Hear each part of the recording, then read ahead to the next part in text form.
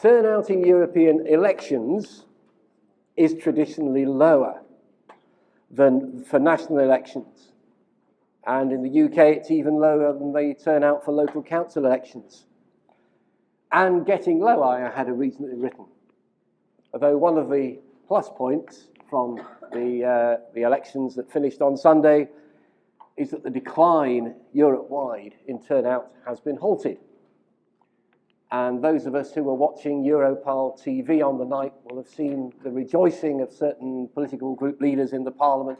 Isn't this great? We've won such a good campaign. We've stopped the turnout going down. It's actually going up again. What they were rejoicing about was 0.09% increase in the turnover.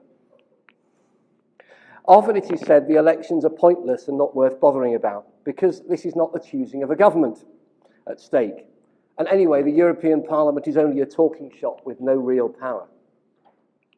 Such attitudes are outdated. They had substance back in the days before 1979 when direct elections to the European Parliament were first held. In the days before, it was just parliamentarians who were seconded from national parliaments who met together, and they were only consulted by the Council of Ministers, who could safely ignore it if it didn't suit their wishes. But in the period since 1979, there has been a one-way process, finally consolidated in the Lisbon Treaty, of relative power flowing from the other EU institutions towards the directly elected European Parliament. So a brief skim through some of the important powers that the Parliament has. Appointment of the European Commissioners. Under the treaties, it's for the national government representatives to propose candidates for membership of the European Commission. But they have to face confirmation hearings before the relevant standing committees of the European Parliament before being confirmed or rejected en bloc by a plenary vote. And that is the theory, that the Parliament can only make a decision one way or the other on the whole raft of commissioners. But in practice, they can get choosy, and they did famously back in 2009 with Rocco Buttiglione, sadly for us, as he was a very convinced promoter of Christian values, and he was basically hounded out of office before he'd even got it by a very strong lobby in the Parliament. And the Commission, the governments were told very clearly, if you force this to the vote, you will lose the whole slate. So at the last minute, the President of the Council withdrew the slate of candidates and rearranged it. The Lisbon Treaty, which came into force since the last elections of the European Parliament, states that the results of the European Parliament elections must be taken into account by the European Council, that's the Prime Ministers of the 28 states, when proposing a candidate to be the next President of the European Commission. The leading political groups in the Parliament have decided to select candidates for the post of Commission President and seek to promote the notion that a vote for their political group is a vote for their candidate. And that's what they were rejoicing about and giving the credit for this turnaround in the turnout. A series of live presidential-style debates between these candidates was held. But its popularity can perhaps be gauged from the fact that less than half of the stations belonging to the European Broadcasting Union actually included them in their schedules. The political groups also tried to organise whistle-stop campaigning tours around national capitals for their candidates. I don't know how many of your countries were visited by these supposed candidates for the presidency of the European Commission. But in a number of countries, the local party faithful told them bluntly, for goodness sake, don't send the candidate here, we'll only lose votes. You may not be surprised to learn that the government representatives in the European Council don't share the European Parliament's interpretation of the Lisbon Treaty in this matter. They certainly do not wish to be tied down to accepting the candidate of whichever group ends up being the largest one in the House. But they do realise they have to get the Parliament's endorsement for whoever they propose. Like the slate of commissioners as a whole, for the President individually, they must be accepted in a confirmation vote by the House. All three main parties selected men from old northwestern Europe, two former prime ministers of Belgium and Luxembourg, and the current president of the European Parliament from Germany. who has no ministerial experience and has behaved in the most partisan and alienating way during his presidency, and is under investigation for abuse of office to use the Parliament staff resources to further his own election campaign. I think personally it is highly unlikely that any of them will eventually be offered the job. And certainly the UK government, and I hear as of last night 3 other governments, have made clear their opposition to the whole slate. The Council has it in its power to very simply scupper the game by these candidates' home countries merely failing to nominate them for membership of the Commission, but I think it will be more subtle. The failure of the group to which the British Conservatives belong and others to put forward a candidate gives them the freedom to negotiate with other groups to put forward a coalition suggestion. And there are eminently suitable characters from Eastern Europe and Scandinavia, much more likely to secure the support of the European Council. But I think it would be far too tempting, for instance, just the one for instance, for the Socialists, if Mrs. Thorning-Schmidt, currently Prime Minister of Denmark, and Neil Kinnock's daughter-in-law, for the Brits, were put forward with the alternative that someone from another political group might be put forward if they were not prepared to ditch Martin Schulz. Watch this space. Co-legislator with the Council of Ministers. The power of co-decision has become more and more the chosen method of deciding EU legislation over the years, culminating in the Lisbon Treaty, where its official name has been helpfully changed to the ordinary legislative procedure. This means that a legislative text prepared by the European Commission has then to go to the European Parliament and the Council of Ministers for scrutiny, and seldom comes through unchanged. But as well as amending the law, and it's not uncommon for more than 1,000 amendments to be considered to a single text, both these legislative chambers of the EU have the ultimate power of veto, and scarcely a year goes by without one or more of the Commission's proposals biting the dust and never making it onto the statutes book. In the United Kingdom in particular, it's become a matter of hot debate as to how much of our national legislation actually stems from an initial in-principle decision in Brussels. This debate is mostly a dialogue of the deaf, as it's not based on any agreed prior definition of what constitutes a national law in the first place. Is it just statute law? Does it include the multitude of subsidiary regulations and statutory instruments which do not go through full parliamentary scrutiny? The higher the comparator, the lower the percentage you end up with, and vice versa. The official answer from the House of Commons Library is around 9%. But UKIP, the United Kingdom Independence Party, of whom more later, clings tenaciously to a figure of 70 to 75%, which they attribute to the Commissioner from Luxembourg responsible for justice, Viviane Reding, despite numerous official clarifications by her staff and herself that the figure actually describes the proportion of EU laws which go through the co-decision procedure described above. But UKIP have still not been willing to let go of that figure. They do not like to be confused by the facts. I suspect, I'm totally unbiased in this, you understand. I suspect the truth lies somewhere between the two extremes.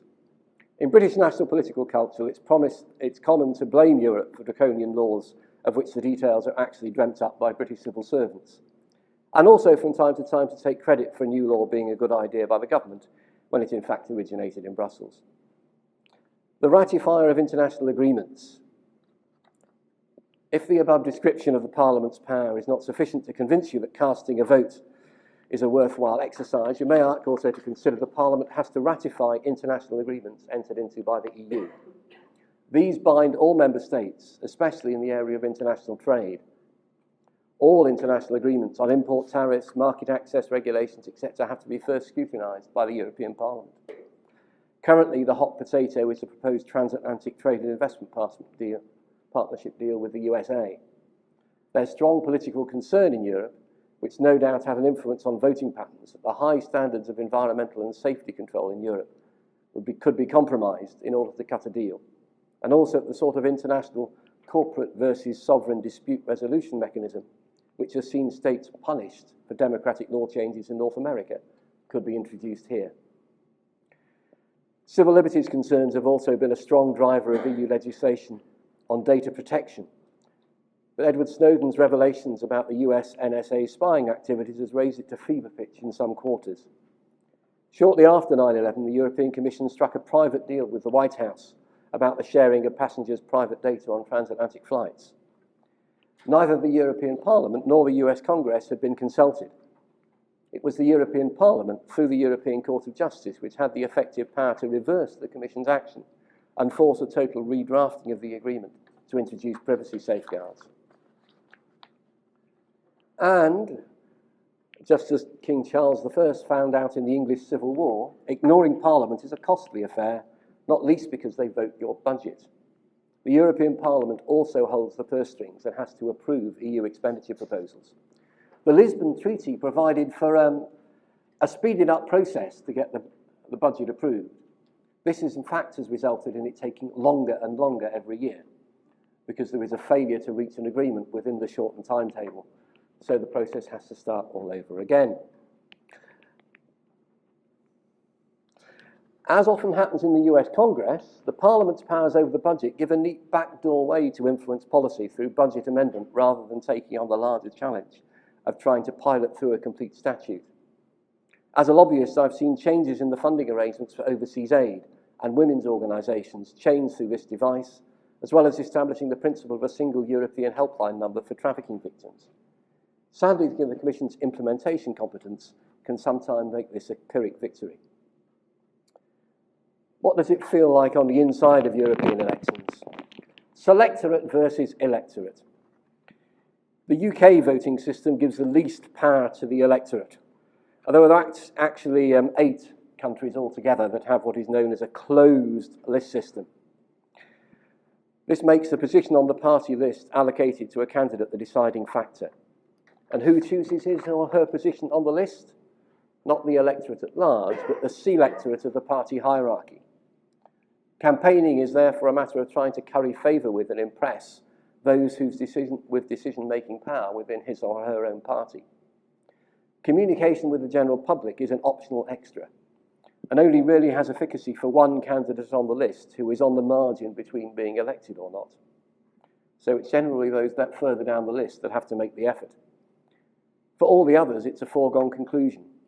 Many MEPs have testified to me that it is the campaigning for position before the election proper with the selectorate of the party hierarchy they find most taxing, rather than the election campaign proper. And this is a particular issue for those who have a strong Christian conscience, who maybe have a party hierarchy, who have other views. And there's been clean-outs from time to time of those with too sensitive consciences. Whereas where you have an open list system, as in Scandinavia, Christian candidates have been able to overtake the position given them on the party list and get elected when the hierarchy didn't find them popular. But fortunately, most member states have an open list system, and that means the party bosses do not have the last say.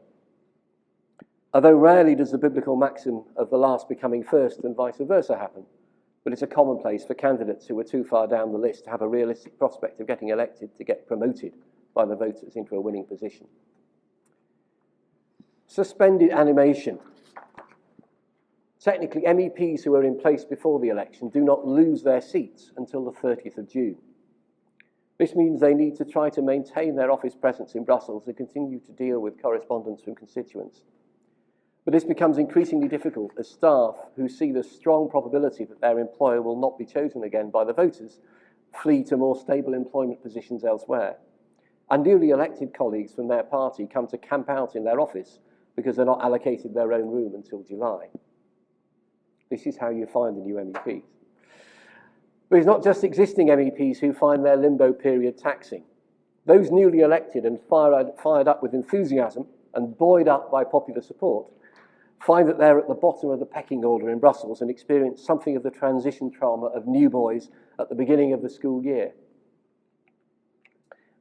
The unseemly struggle for position, and it's going to be in spades worse than last time with the election results that we've had, that I'll come on to in a minute. The count is barely over before the struggle for position must begin. A functioning parliament needs clearly defined parties and political groups with known loyalties, as well as office holders taking responsibility to chair committees and oversee the work of the House. But during June, that's starting on Monday, these are all in a state of flux. The usual channels just do not exist. The vicissitudes of the election results or developing dissatisfaction with old loyalties or attraction to new ones makes for maximum fluidity and uncertainty. Yes. I'll slow down. I'm sorry, yes. I will, Florica, yes. Although the larger political groupings may seem to have the power of continuity, this can be a delusion. Witness the UK Conservatives' exit from the European People's Party group after the last election in 2009. For smaller groups, who had barely scraped together the necessary 25 MEPs from 7 countries to form a recognised group in the previous Parliament, the whole process has to start again. Previously established groups can end up splitting or disappearing altogether, whilst new formations come into being from the remnants of the old, or as a result of new parties getting representation in the House for the first time, and there's plenty of those this time round. And that has ongoing impact for my work as a lobbyist, because groups have the power to get amendments submitted, get text changed, and so on, that individual MEPs can't do on their own, unless you can go around and collect 70, 90 signatures, whatever it may be. So having a group that is a reliable source of support on our issues is very important, and those can come and go in a very short period of time. So we come to the election results.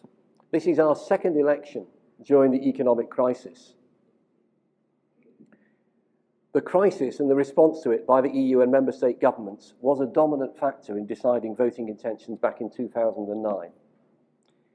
In the immediate aftermath of the crisis, the predominant electoral reaction was one of shock. The bottom had fallen out of the economic world as the ordinary citizen knew it. Collapsing banks, a collapsing property market, and defaulting mortgages, rock-bottom interest rates for savers, all these led to a feeling of profound discomfort and uncertainty. In their shock, the electorate sought out what they thought was the safe and the familiar and the competent. Parties of the centre-right, traditionally associated with business and wealth creation, and financial and fiscal prudence. For the first time since direct elections to the European Parliament were first introduced, a near universal, Europe-wide political trend could be discerned. In all but one member state, which was Greece, parties of the centre-left lost votes and seats, and parties of the centre-right gained them. This was in marked contrast to the reaction of voters on both sides of the Atlantic to the Great Depression of the 1920s, when citizens looked to the left for a better deal, and in Britain the Labour Party got its first taste of government. But 5 years on from 2009, the mood and the circumstances have profoundly changed. I would argue the electorate have moved on from shock, and that the predominant emotion is one of anger. Anger at those felt to have caused the crisis in the first place, and anger at the very unequal distribution of costs and benefits since. In Northern Europe, there's a strong apprehension that the bankers and the financial service sector generally got us into this crisis, but not only were they bailed out by a large sum of taxpayers' money, but those who work for them continue to be paid substantial bonuses in spite of their failures. The "we're all in it together" rhetoric just doesn't wash when the austerity cuts seem to be falling heaviest on the poor and the vulnerable, and the fat cats just keep getting fatter. As public expenditure is inevitably skewed towards services for the less well-off, cutting the deficit so easily translates into less for the poor, especially where it's not balanced or accompanied by tax rises for the better off, so that they're seen to contribute to the common cause of balancing the budget. In much of southern Europe, there's also a strong resentment against the actions of the EU and the IMF elite and their unequal treatment of member states. There is seen to be one law for rich northern member states and another for smaller and poorer southern ones. The heavy-handed way in which those states receiving bailouts are being made to pay for their alleged financial misdeeds, especially Greece and Cyprus, and the reluctance of rich northern states to underwrite their financial credibility with the bond markets until a very late stage in the game. And so the results reflect the re-electoral mood. According to all the polls, this feeling of anger was expected to result in another but very different pan-European voting trend, with right-of-centre parties shrinking and left-of-centre parties ending up relatively larger. In fact, it's not worked out quite like that. That is the case in most states, but there are 9 country exceptions, surprisingly including France, where before the election, everybody was predicting a socialist collapse with Hollande being so unpopular. But in France, Cyprus, the Czech Republic, Greece, Ireland, Latvia, Luxembourg, Malta, Slovakia, and Slovenia, the trend has not gone that way, but everywhere else it has. But this situation is a byproduct rather than the main game, which is a flight from the centre towards the extremes of both left and right. And one figure to me stands out from that. I've made a comparison between the number of seats in the Parliament this time round and last time round, having discounted for the fact that the Parliament is smaller. And there, the centre-right, main centre-right party, the EPP, is losing 55 seats. It's gone down. But the main centre-left party, the Socialists and Democrats, is losing 1 seat. So it's improved its position, but not actually by improving its vote. The extremes on the right seem to be benefiting more, so centre-right parties are the more vulnerable to vote loss. The voters' anger seems to be directed at the centre parties in general, both of right and left, who seem to be becoming less and less differentiated and more considered to be guilty by association, with what is seen as a detached and aloof political elite, which is running the show both at the European and national level. So the rise of nationalism, populism, Euroscepticism. In the UK Independence Party did top the polls, as predicted. In France, Marine Le Pen's National Front topped the polls. But in the Netherlands, Geert Wilders' party actually went down a few percentage points. Jobbik in Hungary did well again. And on the left, the Alternative for Deutschland, but also the Greek far-left party, Syriza, which got 26.6% of the vote, just slightly below UKIP's 26.77% and the Front National's 24.95%. Depending on the ultimate strength of this trend, it could make up for a very different European Parliament. And to give you an impression, I talked to you about the EPP losing 55 seats and the S&D losing 1 seat. The non-inscrits, that's the non-aligned individuals who have to be formed into a group on their own behalf, and those who are in parties which are not yet represented in the Parliament, increasing by 73 seats.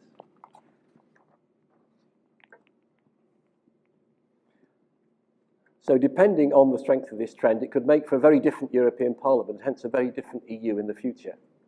Up until now, the parliamentary authorities have been able to rely on a broad left-right consensus that the European project is a good thing, that negotiating law proposals with a willingness to give and take in order to reach a compromise is also a good idea. This consensus is most definitely not shared by the rising parties of both left and right extremes.